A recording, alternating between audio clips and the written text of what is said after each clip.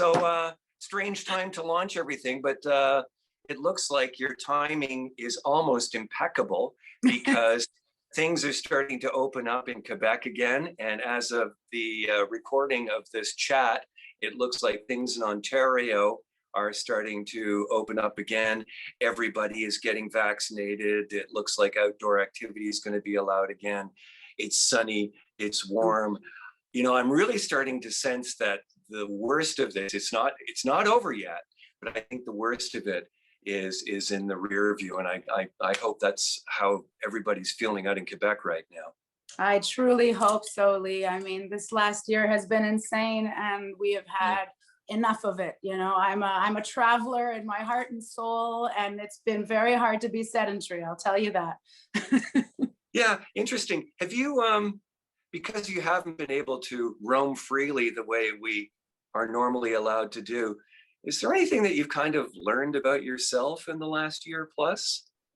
Oh, quite a bit, man. I mean, first of all, I think you know, you get put when you're kind of pushed into a hard place, right? I felt like initially I went into my deepest, darkest depression. You know, it was so easy for me to fall into this sadness. And you know, we had just come off like recording with Bob Rock in Vancouver, and everything was so incredible. Like we were listening to those live off the floor tracks and just like so excited to go back into the studio with him in March, and then everything, you know, blew up in our faces, and it was devastating. It was so hard to you know, find the strength to move on, to keep going. And you know, and thankfully because we're, you know, I really think that I know our band is a family. We really are. And we help each other out. Like music was our savior for all four of us to be able to keep creating music, even though we were distant, even though we were isolated, we still found a way to keep playing music together. And that was what saved us. So the challenges, though, of making a record with one producer and then having to kind of start all over again with another producer. I mean, it's so important when making a record that you have continuity, you have consistency. I mean, these are challenges that aren't met by too many groups, especially when you had to leave arguably the premier rock producer in the world because you had no choice. It's crazy, man. Absolutely. I mean, we really were considering just releasing those 6 songs that we did with Bob as an EP, because we were sitting here scratching our heads and saying, how in the world will we be able to do this on our own? And you mentioned another producer, but actually we self-produced those last 3 songs because we just decided that we could not stop. We wanted to release an album as the art piece, as the whole, you know, the whole thing, the vinyl, the side A, the side B. We love that art form. We could not just release an EP. There were songs that needed to be included, you know, along with that release. So we just, you know, just said, we're just going to try. We will, you know, we'll take all those incredible lessons that we learned from Bob. We'll put them together. We have in our disposal, we have incredible 2 incredible studios. Dave, our drummer, has a studio in the city, and Tom also has a studio. So together with, you know, our expertise and the incredible job that Bob had done and taught us in a way, you know, because it's like rock and roll school to sit and watch Bob Rock work. So I think that's how we approached it. We're just going to have to do it. We have to continue and we have to release it. Yeah. Now I would presume that if you're working with Bob, it's not so much what he says that you learn, it's something a little bit more organic that you process over time, even when the project is done, correct? Oh, 100%, man. He's kind of like a magician, you know, like he really is. Like we walked into the studio with this guy with our hearts tingling, you know, so excited and so terrified that here we are going to have to play our music in front of this legend. And within seconds, you know, he just creates this aura of calm, of of everything's okay. It was a safe space, you know, like anything goes, nothing is decided upon. Like people scared us before going into the studio, you know. We had some talks with some other bands that worked with him before, and they were like, oh, be careful, he's going to want to change you, he's going to want to, you know, do things that you're not going to be so happy with. And so we had all these like preconceived ideas of what it might be like to work with him, but within instance it was just pure vibe. He was such a great man to work with. I can't stress it enough, you know. Well, you know, there's an old saying, you never know. Yeah, I get it, man. Absolutely, absolutely. I mean, he's just like the kindest, coolest Canadian boy you can hope to hang out with. I swear, it was just easy and fun and loving. I mean, I have only incredible things to say about our time with Bob. It was remarkable. And very quickly, one more thing on Bob. How did it all come about? Because he's in demand. He doesn't just drop everything for anybody, even Metallica. Yeah, I know, man. It's a dream, because like we were on tour in Europe and in the van, and we're talking about what producers we want for this next record, and you know, we're throwing names around, and Tom goes, man, George Martin would have been an amazing, you know, guy to work with, and on the same breath, and Bob Rock would be legendary. Like it was both out of the realm of fantasy when we considered these two names. We never thought we would actually get, you know, Bob Rock. And then when we got back home, we spoke with who is now our manager. His name is Ralph, and this dude actually managed the Payolas. He managed Bob's band back in like the late 80s. And so he kind of had an email contact. He had a contact that he was like, you know what, I can contact him, but it has to be the best thing you've ever done. Like you only get one shot with Bob. You can't like, so that's when we went into the studio and demoed, and we came back to Ralph and said, okay, here's some great songs. And Ralph was like, but you only get one shot. And we had to like really pester Ralph to say, no, these songs are great. Send them to him. He's going to love them. And within 12 hours, Bob called and said, let's do it. Let's make a record. So heaven. Now you guys are kind of interesting in that you're kind of like older souls. You're kind of throwbacks, you know, to another era. You're kind of hippie like for example. Yeah, I get it. shoot me the story about how you met your boyfriend Tom, your guitar player, because this is great. It is a good story, man. I mean, I like I said before, I'm a traveler, I'm a roamer. I was living in India for a year. I was traveling throughout the Far East, and I met some people who said, you know, we're going to a festival over in Israel by the Sea of Galilee. Would you come? And I'm like, sure, I'm up for an adventure. So I found myself sitting around a bonfire naked because it was boiling hot in Israel, and I'm just playing guitar and singing one of my favorite Crosby, Stills, Nash and Young songs. Almost Which cut one my was hair. It was Which almost one? Cut My Hair. Okay, yeah. I love that song.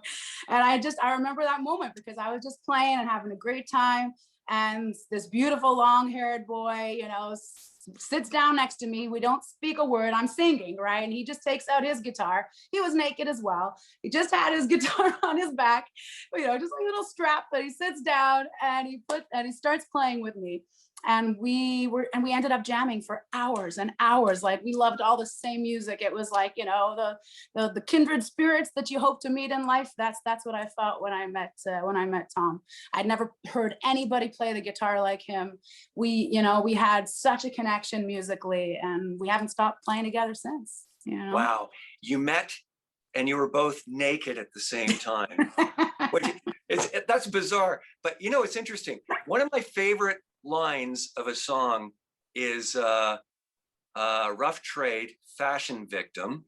And I don't know if you know the line where Carol Pope sings, when I take off my clothes, my carefully contrived image goes. Mm-hmm. Very good. I love it. Yes, absolutely. There's no pretensions. There was no, you know, you're just there. You're there in the moment, loving, vibing, making music. For us, that's the essence of it all. Nothing else matters. So that's the hippie side to your story. But Yep. I also see kind of a punk ethos there, because when you started out, you did everything yourself: scheduling, booking, writing, promotion, Yeah, marketing, management. I mean, you were a do-it-yourself operation. You had to create your own opportunities.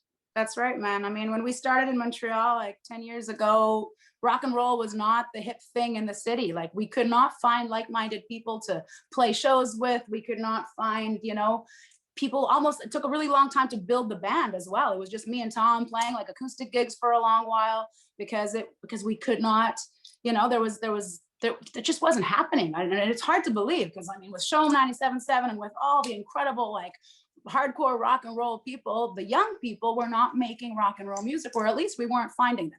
So we had to create our own scene, and that's also where the name of our band came from. We decided that we have to just do what's true to us. We have to do what's real and what we love, real rock and roll, 60s, 70s inspired rock and roll. And that's the damn truth. It's nice that you did the acoustic duet thing for a little while. That's a good way to cut your teeth. Absolutely. Absolutely. We played a lot of shows like that. Tom used to play faster on his acoustic guitar than he could, on an electric. Like the stuff that he was doing on acoustic was mind-boggling. He could create so much noise. It was unbelievable. It was very, very cool. I mean, he can still do it, but but the amplifiers are pretty cool too. Yeah, absolutely. Got to have a little noise, little racket. So you're approaching a decade together now. Nowadays everything is just changing so fast. Do you think about what life was like as a musician in 2012 when you first started recording music to what life is like in this world in 2021, the pandemic notwithstanding? Mm-hmm. I mean, it's amazing. Like so much has changed, and yet so much stays the same. Because I strongly believe that the power of rock and roll, the power of the rock and roll community that support rock and roll, the power of radio is still so incredibly strong. Like Show 97.7 here as a home for us in Montreal has been absolutely incredible. I believe that once they embraced us is when things really started rolling for us in the city. That's the exposure that we got. And I feel that with every rock station that starts to play us, it's incredible. When you guys at the Rock started, giving us a few premieres, the amount of calls and love I received from Toronto fans, people that we've already seen and been with for years, because we have been crisscrossing the country for years now, but people that suddenly heard us on the Rock and like called and said, "Oh my God, you made it, you did it, I hear your new song." It's just like, it really is mind-boggling how important and how great rock and roll radio is, for us. It is the lifeblood. So in a way, yes, we've changed so much, and YouTube and Spotify and streaming, and there's so much more.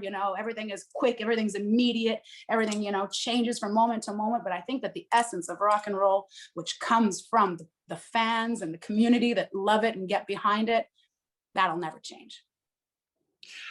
Switching from music to another large cultural event, which is happening tonight for the first time in 42 years.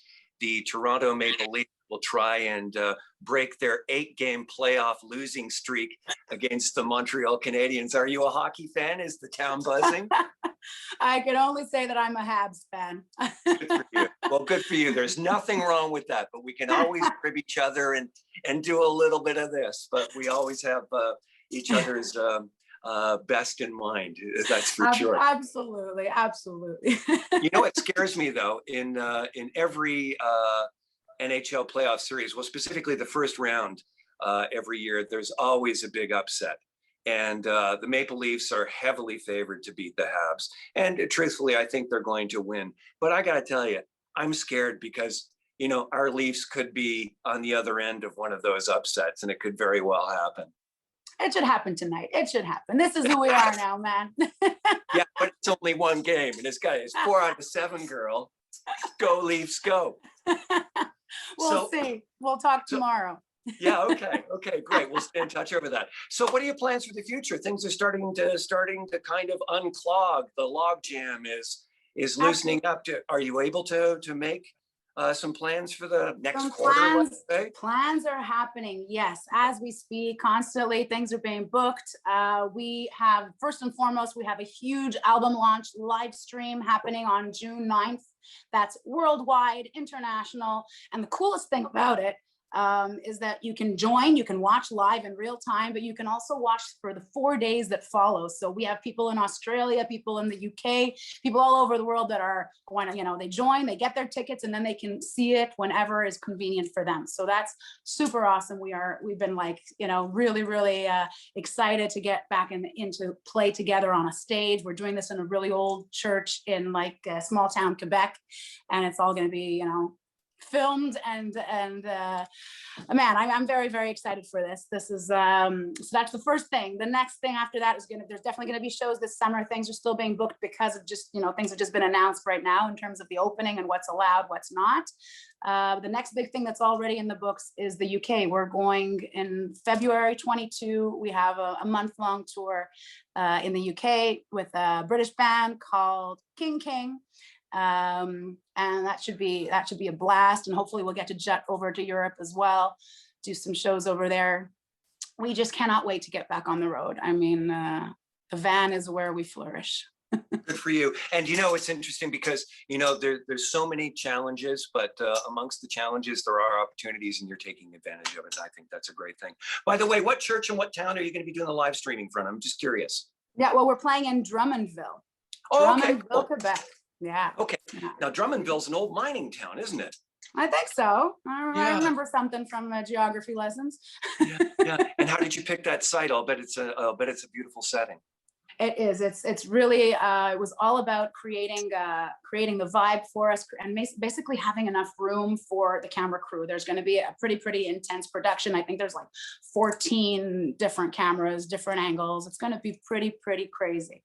So we really wanted the dimension sort of kind of have either 360 around us, or, you know, at least the possibility to use a 360 vibe, so that we can really get the whole vibe of the stage.